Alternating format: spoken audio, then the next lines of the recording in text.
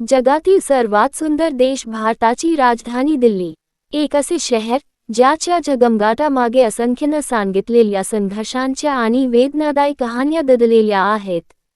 जंतर मंतरचा तो ऐतिहासिक पदपथ, जिथे अनेक आंदोलनांनी जन्म घेतला आणि अनेकांनी तिथे आपल्या संघर्षाचा शेवट पाहिला. पण आज मी तुम्हाला जी कहाणी सांगणार आहे ती एखाद्या साध्या आंदोलनाची किंवा धरण्याची नाही. ही कहाणी आहे सत्तेच्या वर्तनाची, व्यवस्थेतील त्रुटीची आणि त्यासकाटची. ज्या दिवशी एका 60 वर्षांच्या ज्येष्ठ उपोषणकर्त्याला अशा प्रकारे जबरदस्तीने हटवण्यात आले की ते पाहणाऱ्या प्रत्येकाचे मन हेलावून गेले. तुम्ही कल्पनाही करू शकत नाही. एका बाजूला या देशातील असा तरुण आहे जो 10-10 वर्षे एका छोट्याशा खोलीत स्वतःचे तारुण्य खर्च करून अभ्यास करतो, तर दुसऱ्या बाजूला काही लोक मोजक्या पैशांसाठी त्याच तरुणाचे भविष्य विकून टाकतात. आणि जेव्हा त्या भविष्याला वाचवण्यासाठी एक व्यक्ती स्वतःचे सर्वस्व पणाला लावते, तेव्हा तिच्याशी जे वागणूक दिली जाते ती ऐकून तुम्हीही विचारात पडाल. विश्वास ठेवा, आज मी तुमच्यासमोर जी सत्यकथा मांडणार आहे ती ऐकल्यानंतर तुम्हालाही प्रश्न पडेल, आपण खरोखरच एका स्वतंत्र आणि लोकशाही देशात जगत आहोत का? ही काही साधी घटना नव्हती. तिच्या मागील परिस्थिती, आखणी आणि एका आवाजाला दाबण्याचा प्रयत्न तुम्हाला आश्चर्यचकित करून सोडेल. या कहाणीची सुरुवात होते देशातील एका मोठ्या समस्येपासून, ज्या समस्येने लाखो कुटुंबांची स्वप्ने उद्ध्वस्त केली आहेत. हा प्रश्न फक्त एका परीक्षेचा नाही. गेल्या 7 वर्षांत देशभरात 60हून अधिक पेपरफुटीच्या घटना समोर आल्या आहेत. क्षणभर डोळे मिटा आणि त्या वडिलांचा विचार करा, जे दिवसभर मजुरी करतात, ज्यांच्या हातांवर कष्टाचे घट्टे पडले आहेत, जे दिवसभर कष्ट करून संध्याकाळी अवघे 800 ते 900 रुपये कमावून घरी परततात. ते स्वतःच्या कोरड्या भाकरीतील काही घासही वाचवतात, फक्त एवढ्यासाठी की त्याचा मुलगा किंवा मुलगी मोठ्या शहरात जाऊन मेडिकल किंवा सरकारी नोकरीची तयारी करू शकेल. तो विद्यार्थी एका 10x10च्या ओलसर खोलीत राहतो, स्वतः स्वयंपाक करतो, स्वतः पाणी भरतो आणि दिवसाचे 14-14 तास पुस्तकांसमोर बसून अभ्यास करतो. वर्षानुवर्षांची मेहनत, घाम, जागून काढलेल्या रात्री, आणि मग एक दिवस तो परीक्षा देऊन बाहेर येतो. तो आनंदाने आपल्या कुटुंबाला फोन करून सांगतो, यावेळी माझी निवड नक्की होणार. घरात आनंदाचे वातावरण निर्माण होते. मिठाई वाटण्याची तयारी सुरू होते. पण अचानक टीव्हीवर एक धक्कादायक बातमी झटते, अशी बातमी जी त्या संपूर्ण कुटुंबाच्या आशांवर पाणी फेरते. समजते की ज्या प्रश्नपत्रिकेसाठी त्या विद्यार्थ्याने दिवसरात्र मेहनत घेतली, तीच प्रश्नपत्रिका परीक्षेच्या आदल्या रात्री लाख रुपयांना विकली गेली होती. हे कोणतेही काल्पनिक चित्र नाही. ही आपल्या देशातील एक अत्यंत गंभीर आणि वेदनादायक वस्तुस्थिती आहे, ज्यामुळे कित्येक हुशार विद्यार्थ्यांनी निराशेचा मार्ग स्वीकारला. काहींची स्वप्ने तुटली, तर काहींनी स्वतः आपल्या ध्येयाकडे जाणारा मार्ग कायमचा बंद करून घेतला. एका विद्यार्थ्याने तर असेही सांगितले की त्याने स्वतःच्या डोळ्यांसमोर 2 विद्यार्थ्यांना तीव्र निराशेत जाताना पाहिले. जेव्हा एखादा विद्यार्थी मानसिक तणावाच्या गर्तेत जातो आणि त्याच्या मनातील आशेचा शेवटचा किरणही विझून जातो, तेव्हा फक्त एका स्वप्नाचा अंत होत नाही, तर एका संपूर्ण कुटुंबाचा आणि एका समाजाचाही पराभव होतो. याच विद्यार्थ्यांच्या वेदना जाणून या कमकुवत व्यवस्थेला आव्हान देण्यासाठी एक आवाज उभा राहिला. असा आवाज ज्याला आज संपूर्ण देश ओळखतो. लडाखच्या बर्फाच्छादित पर्वतरांगांमधून आलेला तो माणूस, ज्याने नेहमी समाजासाठी काहीतरी वेगळे केले, ज्याने शिक्षणात मागे पडलेल्या मुलांसाठी शाळा सुरू केल्या, ज्याने भारतीय सैन्याच्या जवानांसाठी उबदार तंबू तयार केले, ज्यानं आशियाचा नोबेल म्हणून ओळखला जाणारा रॉमन मॅग्सेसे पुरस्कार मिळवला. होय, मी बोलत आहे सोनम वांगचुक यांच्याबद्दल. तेच सोनम वांगचुक, ज्यांच्या आयुष्यावरून 3 इडियट्स चित्रपटातील प्रसिद्ध रॉन्चो हे पात्र प्रेरित असल्याचे मानले जाते. जेव्हा सोनम वांगचुक यांनी पाहिले की नीट आणि इतर परीक्षा पेपरफुटीच्या घटनांमुळे देशातील लाखो विद्यार्थ्यांचे भविष्य अंधारात जात आहे, तेव्हा त्यांना हे शांतपणे पाहवत नव्हते. त्यांनी जाहीर केले की जोपर्यंत शिक्षण मंत्री राजीनामा देत नाहीत आणि प्रभावित विद्यार्थ्यांना न्याय मिळत नाही, तोपर्यंत ते अन्नाचा अंगीकार ग्रहण करणार नाहीत. 26 जून रोजी सोशल मीडियावर जागरूक युवक म्हणून ओळखल्या जाणाऱ्या काही तरुणासोबत सोनम वांगचुक दिल्लीतील जंतर मंतर येथे आमरण उपोषणाला बसले. दिवस पुढे सरकत गेले. 1 दिवस, 2 दिवस, 5 दिवस, 10 दिवस आणि पाहता पाहता 20 दिवस उलटून गेले. कल्पना करा, सलग 20 दिवस अन्नाशिवाय फक्त मीठ आणि पाण्याच्या आधारावर जगणे किती कठीण असेल. अशा परिस्थितीत शरीर हटवून स्वतःची साठवलेली ऊर्जा वापरू लागते. प्रथम शरीरातील चरबी कमी होते, त्यानंतर स्नायू कमकुवत होऊ लागतात. सोनम वांगचुक यांचे वजन 9 किलोहून अधिक कमी झाले होते. त्यांच्या चेहऱ्यावरची अशक्तता स्पष्ट दिसत होती. डोक्याखाली खोल काठाय वर्तुळे पडली होती. त्याचा आवाजही मंद झाला होता. मात्र त्यांच्या निर्धारात अजिबात कमी आली नव्हती. पहिल्या दिवसाप्रमाणेच त्याची इच्छाशक्ती ठाम होती. जंतर मंतरवरील वातावरण एखाद्या मोठ्या आंदोलनापेक्षा कमी नव्हते. आकाशात पोलिसांचे ड्रोन घिरट्या घालत होते. झाडावर नवे सीसीटीव्ही कॅमेरे बसवण्यात आले होते. येणाऱ्या जाणाऱ्या प्रत्येक व्यक्तीवर बारकाईने लक्ष ठेवले जात होते. दिवसाची प्रखर उष्णता, रात्रीची घुसमट आणि डासांच्या त्रासातही तो 60 वर्षांचा माणूस एका ताडपत्रीखाली पडून होता. काही लोक तिथे येऊन व्हिडिओ आणि रील्स बनवून निघून जात होते. काही जण राजकीय फायदा शोधण्यासाठी येत होते. पण त्याच मंचाच्या एका कोपऱ्यात जेएनयूच्या काही धाडसी विद्यार्थिनी शांतपणे सोनम वांगचुक यांच्या खांद्याला खांदा लावून या लढ्यात सहभागी झाल्या होत्या. 17 जुलैची संध्याकाळ. सगळं काही नेहमीप्रमाणेच शांत दिसत होत. संध्याकाळी सुमारे 5:15 वाजता सफदरजंग रुग्णालयातील डॉक्टरांचे एक पथक नियमित तपासणीसाठी आले. त्यांनी सोनम वांगचुक यांचा रक्तदाब, साखरेची पातळी आणि रक्ताच्या नमुन्याची तपासणी केली. त्यावेळी सर्व काही सामान्य असल्याचे सांगण्यात आले. त्यांच्या रक्तातील पोटॅशियमची पातळी 4.3 होती, जी सामान्य आणि सुरक्षित मानली जाते. इतर सर्व वैद्यकीय तपासण्याही सामान्य होत्या. तेव्हा तिथे उपस्थित असलेल्या कोणालाही याची कल्पनाही नव्हती की ही शांतता दुसऱ्या दिवशी घडणाऱ्या मोठ्या घटनांची नांदी ठरणार आहे. 18 जुलै सकाळी साधारण 7 वाजण्याची वेळ. दिल्लीच्या रस्त्यावर सकाळची हलकी धुके आणि वातावरणात एक विचित्र शांतता पसरली होती. जंतर मंतरवरील तंबूमध्ये काही स्वयंसेवक रात्रभर जागून आता थोडा वेळ जमिनीवर विसावले होते. या आंदोलनातील प्रमुख चेहऱ्यांपैकी एक असलेले अभिजित दीपके अनुभव करून ताजेतवाने होण्यासाठी मित्राच्या घरी गेले होते. मंचावर त्या वेळी जसप्रीत सिंग, वीरूभाई आणि आणखी 3-4 कार्यकर्ते उपस्थित होते. सोनम वांगचुक त्यांच्या अशक्त अवस्थेत तंबूमध्ये पडून होते. तेवढ्यात त्यांनी हळू आवाजात जसप्रीतला म्हटले, "पंखा थोडा माझ्या दिशेने फिरव." जसप्रीतने पंखा वळवला आणि नेमक्याच त्या क्षणी अशी घटना घडली जिने त्या सकाळची नोंद इतिहासाच्या गंभीर पानावर केली. अचानक बाहेरून जोरजोरात धावपट्टीचे आवाज येऊ लागले. तंबूच्या प्रवेशद्वारावर बसलेले स्वयंसेवक काही समजून घेण्याआधीच साध्या कपड्यांतील आणि पोलिसांच्या गणवेशातील शेकडो कर्मचारी तंबूमध्ये घुसले. त्यांच्या हालचालीत प्रचंड घाई दिसत होती. ते कोणाशी चर्चा करण्यासाठी किंवा समजावून सांगण्यासाठी आले नव्हते. त्याचे आदेश स्पष्ट होते, "मागे वा, इथून बाजूला वा." एक कडक आणि मोठा आवाज संपूर्ण परिसरात घुमला. वीरूभाई किंवा जसप्रीत काही विचारण्याआधीच प्रशासनातील अधिकाऱ्यांनी त्यांना अचानक तिथून बाजूला केले आणि बठाचा वापर करून मंचापासून दूर नेले. या गोंधळात वीरूभाईंना जोराचा धक्का बसला आणि त्यांना शारीरिक दुखापत झाली. जसप्रीतला जमिनीवर बसवण्यात आले. क्षणात संपूर्ण परिसरात गोंधळ उडाला. जो जिथे होता त्याला तिथे चढवण्यात आले. काहींचे मोबाईल काढून घेण्यात आले, तर काहींना बोलण्यास पूर्णपणे मनाई करण्यात आली, जेणेकरून बाहेर कोणतीही माहिती पोहोचू नये. आणि मग ते दृश्य समोर आले, ज्याने तिथे उपस्थित प्रत्येकाला हादरवून सोडले. साध्या कपड्यांतील अधिकाऱ्यांच्या हातात मोठमोठ्या पांढऱ्या चादरी होत्या.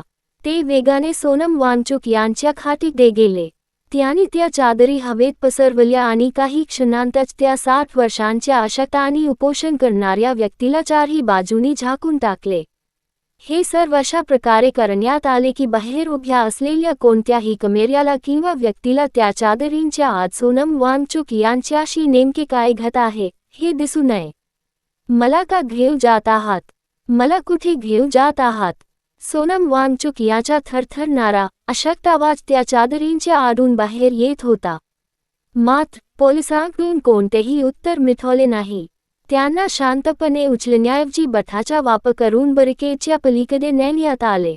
काही कर्मचाऱ्यांनी त्यांना पूर्णपणे वेढा घातला होता. आधीच अशक्त झालेल्या सोनम वांगचुक यांना या कठोर वागणुकीमुळे आणखी त्रास सहन करावा लागला. त्यानंतर त्यांना बाहेर उभ्या असलेल्या रुग्णवाहिकेत बसवण्यात आले. सायरन वाजवत ती रुग्णवाहिका वेगाने तिथून निघून गेली.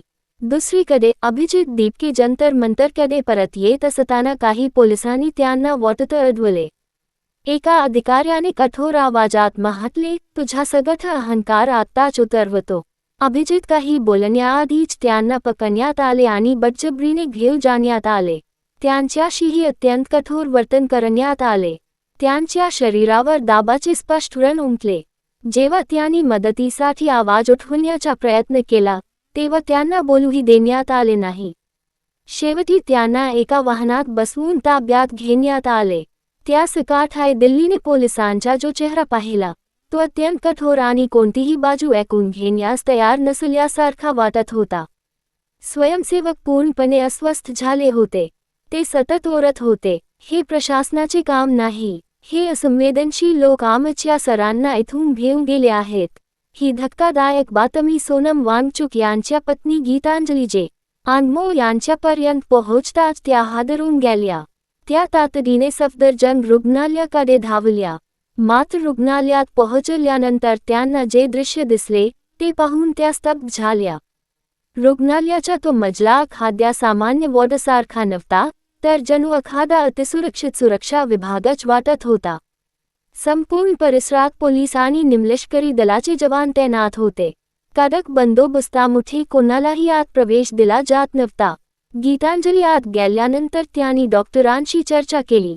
डॉक्टरांनी सांगितले, रातोरात त्याची पोटॅशियमची पातळी 4.3 वरून 2.9 पर्यंत खाली आली आहे. त्याची प्रकृती गंभीर आहे. त्यांना तातडीने इंट्राव्हेनस फ्लुइड आणि इलेक्ट्रोलाइट्स द्यावे लागतील. हे ऐकताच गीतांजलींना संशय आला. त्यांनी त्वरित उत्तर दिले, काल संध्याकाळी 5:15 वाजता तुम्हीच त्याची तपासणी केली होती आणि तेव्हा पोटॅशियम 4.3 होते. मग एका रात्रीत इतका मोठा बदल कसा झाला? हे वैद्यकीयदृष्ट्या सामान्य वाटत नाही. त्यांच्या आवाजात एका पत्नीची चिंता होती, पण त्याच्याबरोबर तथ्य जाणून घेण्याचा ठाम आत्मविश्वासही होता. त्या ठामपणे म्हणाल्या, मला तपासणीचा रिपोर्ट दाखवा. डॉक्टर काहीसे अस्वस्थ झाले.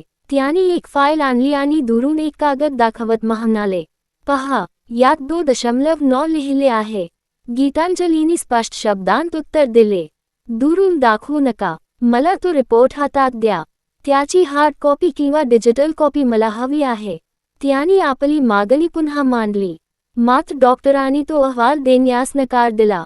सतत टाळाटाळ सुरू होती. दरम्यान रुग्णालय प्रशासन आणि पोलिसांनी त्यांच्यावर दबाव टाकण्यास सुरुवात केली की त्यांनी सोनम वांगचुक यांना ड्रिप लावण्याची परवानगी द्यावी. पण गीतांजली निर्धाराने उभ्या राहिल्या. त्या ठामपणे म्हणाल्या, भारतीय संविधानाने मला माझे अधिकार दिले आहेत.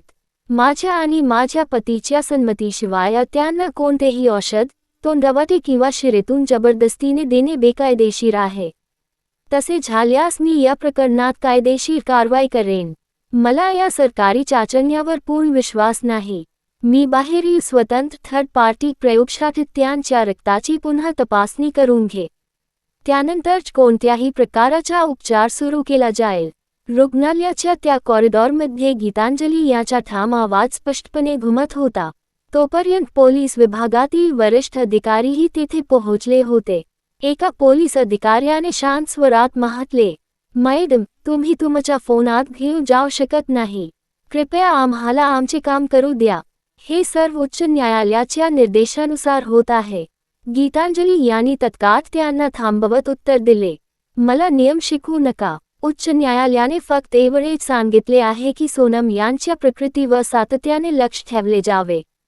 पण न्यायालयाच्या कोणत्याही आदेशात असे लिहिलेले नाही की तुम्ही एखाद्या व्यक्तीला जबरदस्तीने रुग्णालयात ठेवू शकता. आणि माझा फोन बाहेर का ठेवला जात आहे? हा कोणता कायदा आहे? हा भारत आहे. येथे प्रत्येक नागरिकाला संविधानाने अधिकार दिले आहेत. कोणत्याही व्यक्तीने कोणत्या रुग्णालयात उपचार घ्यावेत हे ठरवण्याचा अधिकार प्रशासनाला नाही. आम्ही लवकरच सोनम यांना येथून डिस्चार्ज करून आमच्या विश्वासातील दुसऱ्या रुग्णालयात घेऊन जाणार आहोत.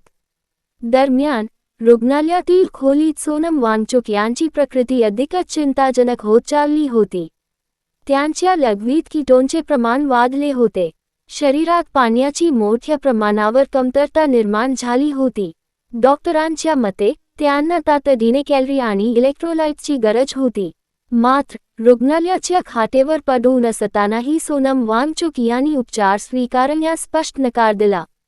ते इतके अशक्त झाले होते की हात उचलणेही त्यांच्यासाठी कठीण झाले होते.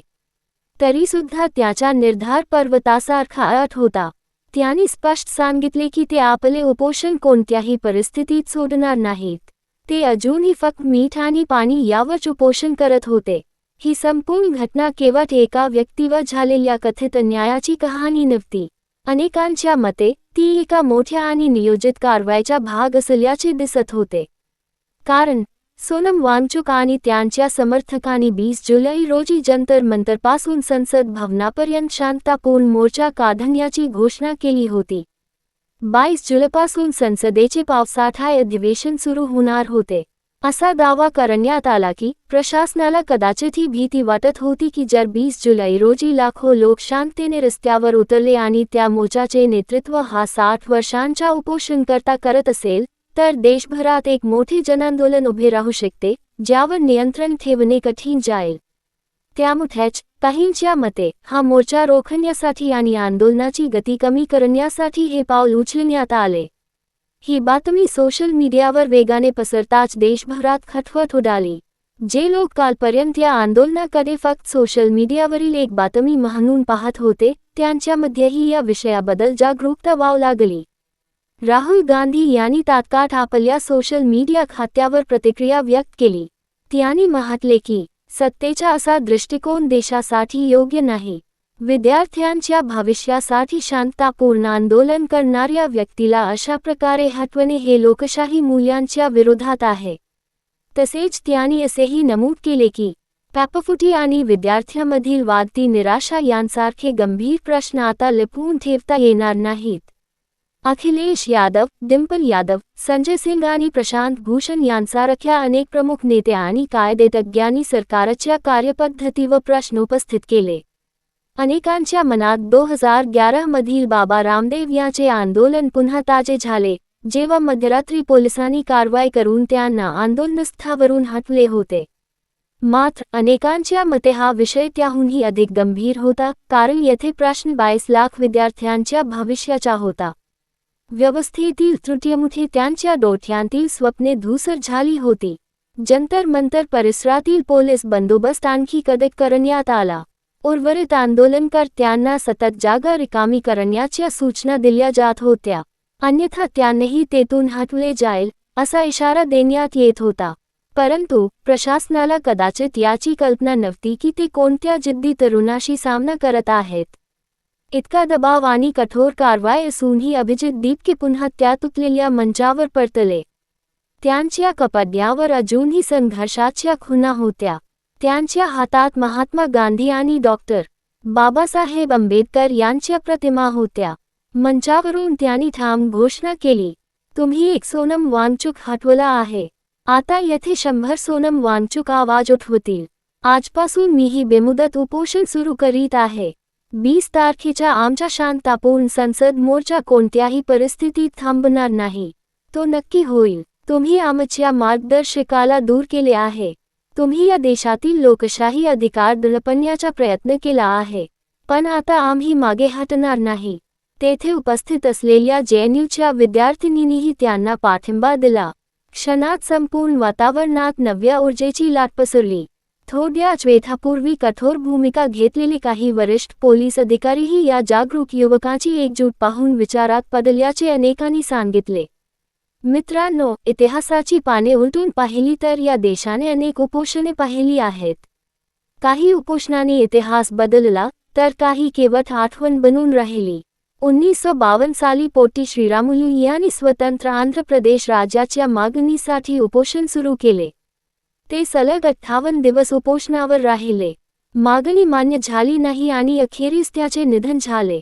मात्र त्यांच्या निधनानंतर जनतेमध्ये प्रचंड आंदोलन उभे राहिले आणि अखेर सरकारला भाषेच्या आधारावर राज्यांच्या पुनर्रचनेचा निर्णय घ्यावा लागला.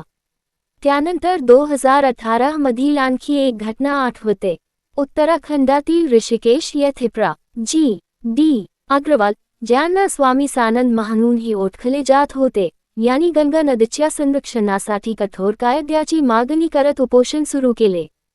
त्यांनी पंतप्रधानांनाही अनेक पत्रे लिहिली, वारंवार विनंती केली, मात्र त्यांच्या समर्थकांच्या म्हणण्यानुसार त्यांच्या मागण्यांकडे पुरेसे लक्ष दिले गेले नाही. ते 111 दिवस आपल्या निर्धारावर ठाम राहिले. अखेर त्याचे निधन झाले. त्यांच्या निधनानंतर काही काळ शोक व्यक्त करण्यात आला, काही संदेश प्रसिद्ध झाले, परंतु अनेकांच्या मते त्यांनी ज्या उद्देशासाठी संघर्ष केला तो आजही पूर्ण झालेला नाही. आता प्रश्न असा आहे, सोनम वांगचुक यांच्या आंदोलनाचा शेवट कोणत्या दिशेने जाईल? ते पोटी श्रीरामुलूप्रमाणे एखाद्या मोठ्या जनांदोलनाचे कारण ठरतील का? की स्वामी सानंद यांच्याप्रमाणे आणखी एका संघर्षशील व्यक्तीची कहाणी इतिहासात नोंदली जाईल? ही लढाई केवळ सोनम वांगचुक यांची नाही. ते आज किंवा उद्या उपोषण सोडतील, परंतु आजही लाखो विद्यार्थी आपल्या घरात बसून उद्याच्या निवडीची आशा बाळगून अभ्यास करत आहेत. त्याचे काय? त्या मुलीचे काय, ज्यांना वाटते की या विठाई नोकरी मिळवली नाही तर त्याची स्वप्ने अधुरी राहतील? त्या वडिलांचे काय, जे आयुष्यभराची कमाई कोचिंगसाठी खर्च करत आहेत? जर परीक्षेला 5 मिनिटे उशीर झालेल्या विद्यार्थ्याला प्रवेश नाकारला जात असेल, तर परीक्षेपूर्वी प्रश्नपत्रिका विकणाऱ्या लोकांवर कठोर कारवाई का होत नाही? त्यांच्यासाठी कठोर कायदा नाही का? व्यवस्था फक्त सामान्य नागरिकांसाठीच कठोर आहे का? जेव्हा सोनम वांगचुक यांना विचारण्यात आले, फक्त शिक्षण मंत्र्यांच्या राजीनाम्याने संपूर्ण व्यवस्था बदलेल का, तेव्हा त्यांनी शांतपणे उत्तर दिले, कदाचित सर्व काही एका रात्रीत बदलणार नाही, पण किमान बदलाची सुरुवात तरी होईल. ज्यांनी विद्यार्थ्यांच्या भविष्याशी खेळ केला आहे, त्यांच्या मनात तरी जबाबदारीची भीती निर्माण होईल. आज आपण शांत बसलो तर उद्या चुकीच्या मार्गाने परीक्षा पास झालेले लोक डॉक्टर बनून आपल्या मुलावर उपचार करतील. त्याची किंमत समाजाला मोजावी लागेल. आज सोनम वांगचुक रुग्णालयातील एका खोलीत आहेत. बाहेर कडक पोलीस बंदोबस्त आहे. त्याची पत्नी आपल्या अधिकारांसाठी ठामपणे उभी आहे. जंतर मंतरवर काही तरुण शांततापूर्ण मार्गाने आपला आवाज बुलंद करण्याचा प्रयत्न करत आहेत. पण अनेकांच्या मते ही लढाई अजून अपूर्ण आहे. ती तेव्हाच पूर्ण होईल जेव्हा देशातील प्रत्येक जागरूक नागरिक आपल्या मुलांच्या भविष्यासाठी आवाज उठवेल. सोनम वांगचुक यांनी जागवलेली जनजागृतीची ज्योत विझू देऊ नये. हा संघर्ष कोणत्याही पक्षाविरुद्ध किंवा एखाद्या व्यक्तीविरुद्ध नसून व्यवस्थेतील त्रुटीविषयी प्रश्न विचारण्याचा प्रयत्न असल्याचे अनेकांचे मत आहे. आज आपण शांत राहिलो तर भविष्यातील पिढ्या आपल्यालाच विचारतील, जेव्हा आमच्या भविष्याचा प्रश्न होता तेव्हा तुम्ही काय करत होतात? मित्रांनो, ही कथा सांगण्यामागचा उद्देश कोणाच्याही भावना दुखावणे किंवा कोणाविषयी द्वेष निर्माण करणे नाही. या विषयाकडे विविध माध्यमांमध्ये वेगवेगळ्या पद्धतीने पाहिले जाते.